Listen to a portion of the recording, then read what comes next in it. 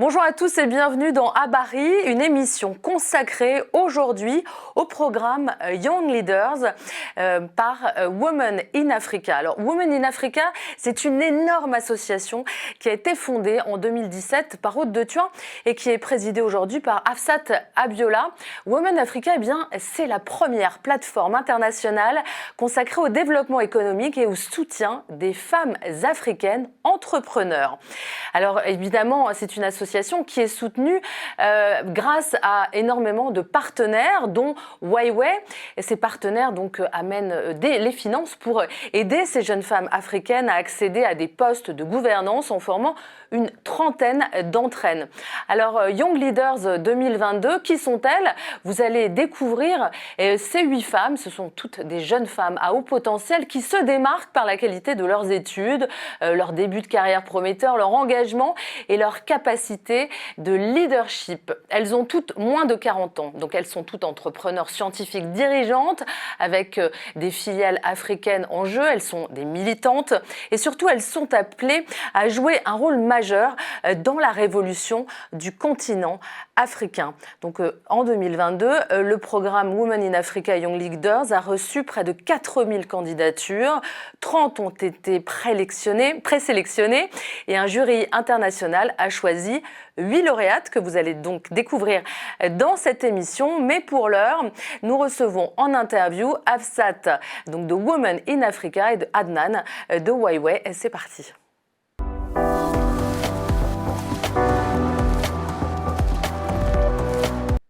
Bonjour Hafsat Abiola, vous êtes donc en direct avec nous depuis Bruxelles. Adnan, bonjour, vous êtes en direct avec nous depuis Tunis. Alors Hafsat, pour commencer, est-ce que vous pourriez nous expliquer quel est le programme Young Leaders 2022? Le principe, l'enjeu de ce programme? Young Leaders, c'est notre programme chez Women in Africa pour lancer les femmes africaines à devenir leaders en Afrique. Nous voulons avoir un continent où les femmes font comme partenaires avec les hommes, l'économie, les sociétés et aussi les entreprises, le gouvernement, pour gérer tout, pour arriver à la destination d'un continent réussi. Et c'est ça que nous voulons faire avec le programme Young Leader. Pour commencer, nous avons cherché des partenariats, des mécénats qui pour nous soutenir pour faire ça. Et nous avons avec nous Dior et aussi Huawei qui sont avec nous avec quelques partenaires pour soutenir les femmes qui sont très accomplies du continent africain. Et je veux apprécier notre partenaire Huawei parce que pour le domaine du digital, ils sont notre seul partenaire pour soutenir les femmes leaders que nous avons choisies. Chaque année, nous lançons un appel de candidature et pour l'année 2022, nous avons reçu presque 4000 candidatures et nous avons choisi plus que l'année dernière parce que dans la première année 2021, nous avons choisi 5 femmes. Pour 2022, nous avons choisi 8 femmes. Mais 8 d'un groupe de candidatures de 4000, vous voyez que ce n'est pas beaucoup. Mais c'est pas beaucoup, mais justement, comment ça va dû être très très difficile de faire ce choix de 8 femmes parmi presque 4000 candidatures. Quels ont été vos critères de sélection? Nous voulons des femmes que c'est clair les trajets, c'est clair que si nous les soutenons, elles peuvent gagner beaucoup pour elles-mêmes, mais aussi pour les communautés et aussi pour le continent de l'Afrique. C'est ça.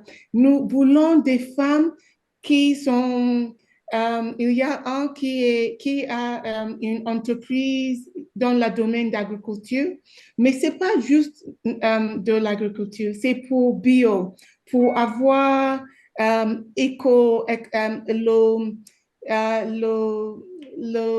le système écologique pour faire l'agriculture en Afrique. Et elle veut vendre, elle a déjà commencé de vendre dans plusieurs pays, de son pays, de l'Algérie, mais aussi de pays de le nord de l'Afrique. Mais elle veut aussi vendre en À travers France. le monde entier, oui. Oui, et elle a une grande vision. Et il y a une femme du Malawi qui fait la recherche pour les médicaments et elle est très jeune, même très petite, mais elle a soutenu son gouvernement au Malawi pour préparer pour la COVID-19. Alors, Adnan, est-ce que vous avez participé à la sélection de ces 8 lauréates? Non, on n'a pas participé à la sélection, mais on a suivi un petit peu le process euh, de sélection et on est vraiment très ravis du résultat parce que franchement, moi personnellement, j'ai eu la chance de les accompagner pour un voyage en Égypte pour visiter notre centre de recherche, donc le Open Lab de Huawei en Égypte. Et franchement, je suis vraiment impressionné par la qualité, par l'ambition, par le dynamisme de ces jeunes demoiselles, que je souhaite qu'elles soient un exemple à suivre pour toutes les femmes africaines et aussi qui transmettent un message d'espoir pour la jeunesse africaine que les choses sont possibles sur le continent et qu'il y a une vraie opportunité sur le continent. Alors, comment Huawei accompagne ces femmes dans la réalisation de leurs projets? Déjà, nous, en tant qu'acteurs dans le secteur des TIC, des technologies de l'information et de la communication, nous pensons que l'outil digital, c'est un outil qui va permettre d'avoir une meilleure inclusion sociale. En fait, la situation de la femme en Afrique en ce moment, enfin, la femme représente plus que 50% de la population africaine, mais on voit qu'à travers des statistiques, que les femmes contribuent à moins de 33% du PIB du continent. Ça veut dire qu'il y a une certaine disparité dans le secteur des affaires entre femmes et hommes sur le continent, et nous pensons que le numérique peut vraiment être un outil très important qui permettra de donner plus de chances aux femmes africaines et qui leur permettra de développer leur business de plus en plus. Ce que fait Alors, Huawei, oui, nous, le digital, quand vous parlez de les accompagner de manière digitale, est-ce que vous pouvez nous donner un exemple concret, si on parle par exemple de Lydia en Algérie qui s'est lancée dans l'agriculture, en quoi intervient le digital dans son métier par exemple? le secteur de l'agriculture est un des principaux secteurs qui pourrait bénéficier du digital parce que avec des solutions qui sont réelles maintenant, qui sont sur terrain, cela permettrait d'améliorer la gestion des fermes donc de l'agriculture de façon générale, avec des solutions qui permettent de détecter, par exemple, des potentielles maladies à l'avance pour pouvoir prendre action, qui permettent aussi de voir, de faire un meilleur usage des ressources hydrauliques de l'eau, avec des capteurs qui peuvent mesurer, par exemple, l'humidité du sol et voir quand est-ce qu'on doit déclencher une irrigation à distance, etc. Donc, c'est des solutions qui existent, donc ce qu'on appelle Smart Irrigation, et avec aussi des caméras haute définition qui remontent et détectent avec l'intelligence artificielle des anomalies reliées à la croissance ou certaines maladies de certaines plantes.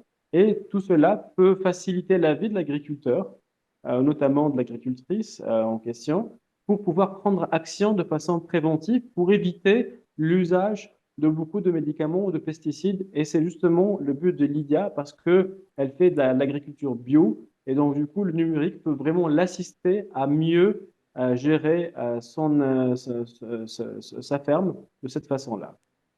Alors justement, nous sommes allés au Caire à la rencontre de ces 8 lauréates. 5 étaient là puisque 3 n'ont pas pu se rendre sur place. Elles ont donc été visiter le laboratoire de recherche et technologie de Huawei.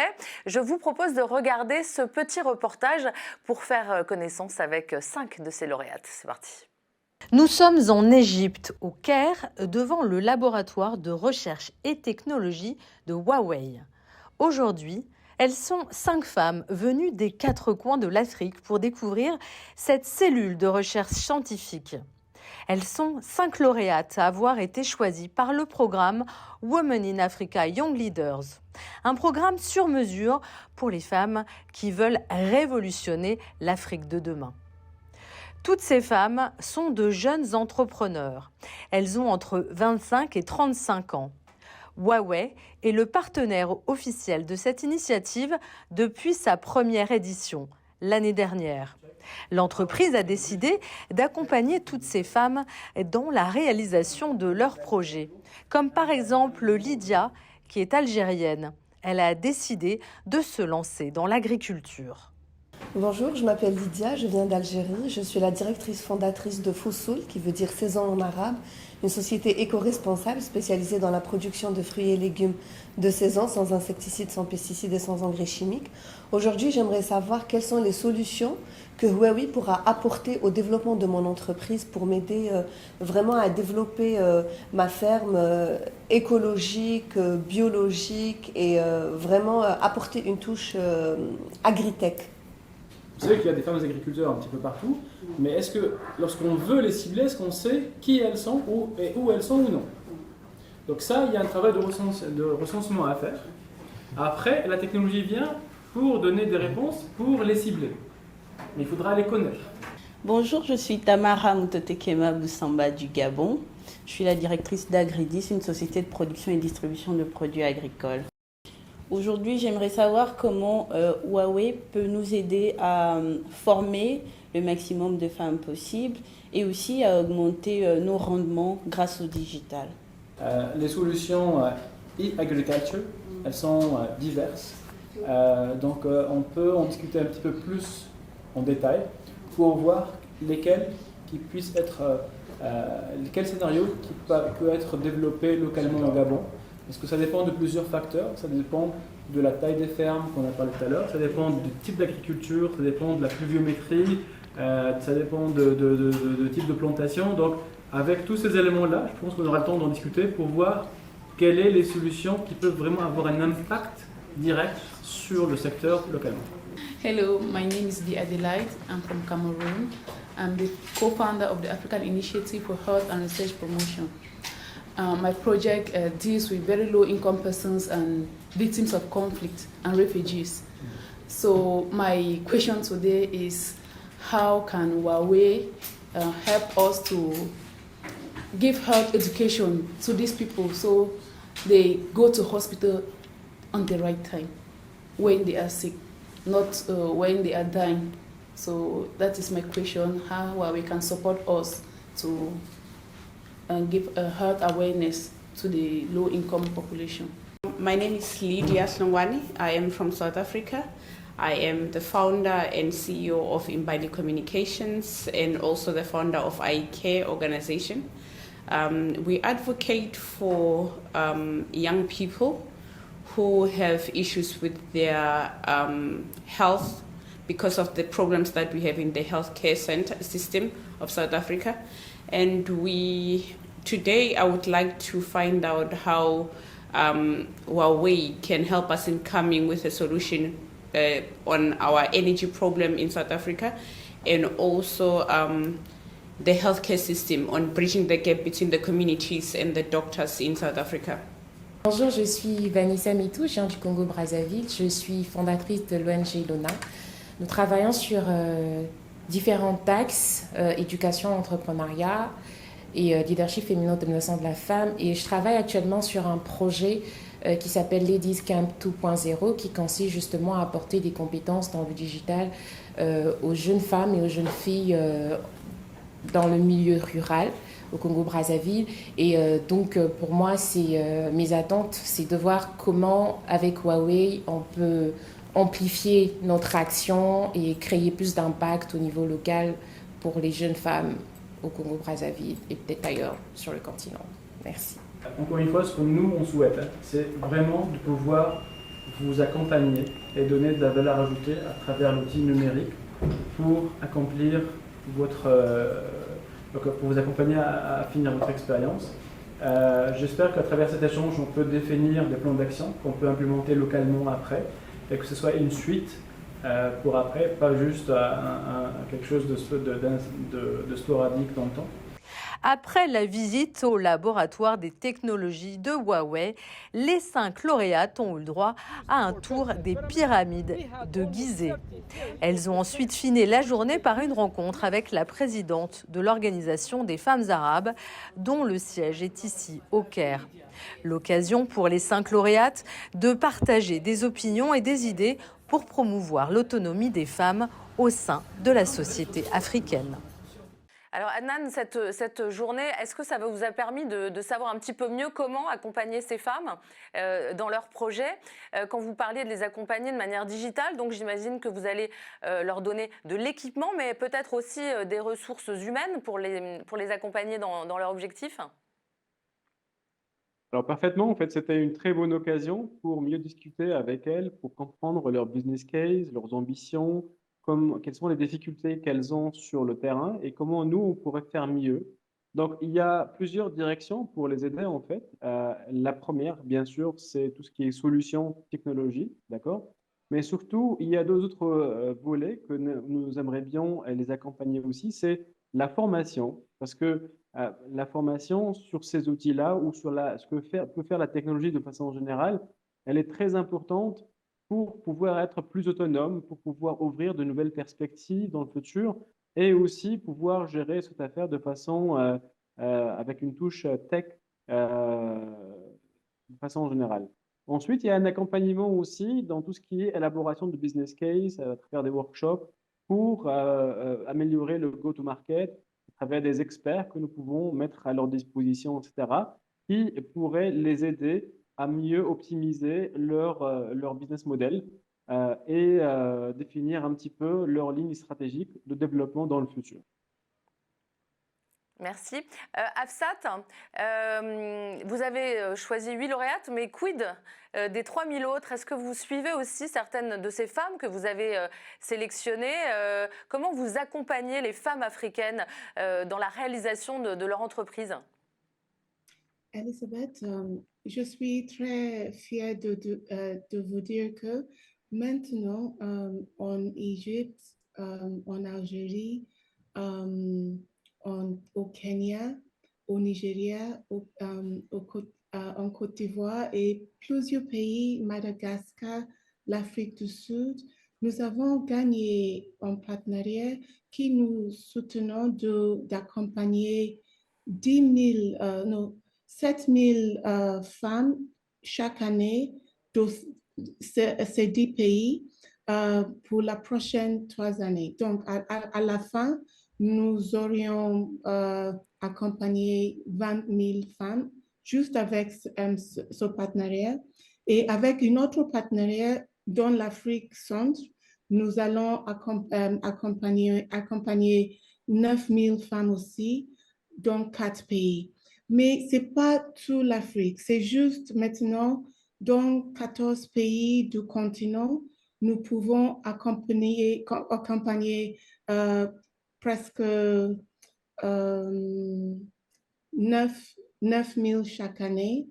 Et après 3 années, c'est presque 30 000. Et vous savez que, vous bien comprenez qu'en Afrique, nous avons 1,4 milliard de gens. Et ça, je pense, 700 millions de femmes. Et donc, pour moi, je suis très fière que nous pouvons accompagner des milliers de femmes, mais nous comprenons aussi chez nous qu'il y a beaucoup plus de femmes qui ont besoin de notre soutenance et il faut chercher encore plus de partenariats. C'est pour ça que je suis contente de voir Adnan et son, en anglais c'est commitment, son Engagé. engagement, et pour voir son engagement dans ce programme. Nous, les femmes en Afrique sont magnifiques. Nous sommes les leaders dans le monde entier pour créer l'entreprise. Mais parce que les défis sont si beaucoup, nous sommes les leaders aussi qui nos entreprises échouent. Et c'est pour ça que nous avons besoin des hommes leaders comme Adnan, les grandes entreprises comme Huawei, et les leaders, même comme président Macron, qui vient de rencontrer plusieurs femmes de notre projet. Parce que si nous n'avons pas des hommes, les femmes ne peuvent pas gagner. C'est beaucoup les femmes, les défis viennent de coutumes, des attentes des hommes et des sociétés. Donc, c'est tout le monde qui doit travailler ensemble pour changer la dynamique. Les femmes en Afrique ne peuvent pas arriver juste sans les autres, sans les sociétés et sans les hommes. Women in Africa a été fondée en 2017. Vous avez 5 ans de recul. Est-ce que vous avez pu voir vraiment des success stories sur des femmes que vous avez pu accompagner? Quels sont les résultats de cet accompagnement? Vous avez pu un petit peu mesurer ça? Oui, nous faisons tout ça maintenant. Et c'est avec ça que nous voulons attraper plus de partenariats. Nous voyons maintenant qu'après un an de faire les formations, les mentorats, les femmes commencent d'embaucher plus d'employés pour les entreprises, pour gagner plus de bénéfices pour les entreprises. Et c'est pour ça, au début, il emploie peut-être 4 personnes qui travaillent avec elles, mais après 1 an, 2 ans, c'est jusqu'à 10 employés. Et l'Afrique, le continent de l'Afrique, c'est un continent où il y a le plus haut taux de chômeurs dans le monde. Et c'est pour ça nous devons soutenir les femmes. Parce que quand les femmes gagnent, c'est tout le monde qui va gagner aussi.